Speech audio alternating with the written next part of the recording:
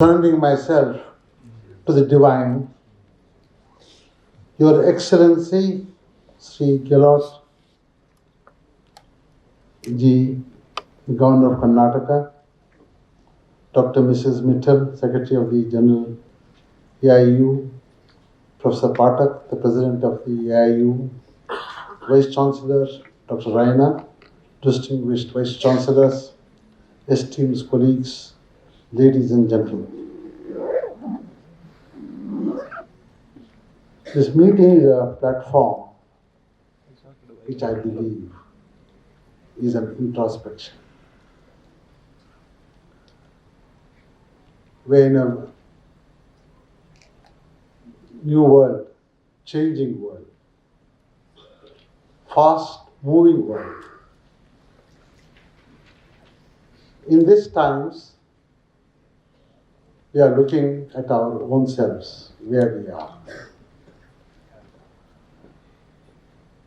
There are several challenges that we must reflect upon. Let me highlight a few challenges before us. We have 24 crores students from first standard to the 10th standard. We have 1 crore students getting into IITs or the lower skills, and we have 4.5 crores students in higher education institutions. Now this 24 crores, there is neither any filtration there or there is any examination. All of them from first standard to 10th standard, they come, and by the time they come to the 12th, most of them are pushed over. And what happens? They come to the higher education. Are you ready to take them? This is, I feel, the biggest challenge that we have to have. I think time has come in this country for the Vice Chancellors, academicians taking a lead and telling the government, giving a white paper, telling the governments and all those regulatory authorities that what is the need of the hour. There has to be some kind of a filtration, some kind of an examination system. You cannot have all the time the popularities, make them people happy. And what is the consequence of this? It is very high. Let me go to the second subject. I'll give one instance. In an international conference held in Hawaii on computers vision, October 2025, in USA, attracted the best of papers. Almost about 14,000 papers were submitted. Out of that, 3,000 papers were selected. Out of the 3,000, 1,500 papers came from China alone. 500 papers came from US, United States of America. 20 papers came from India.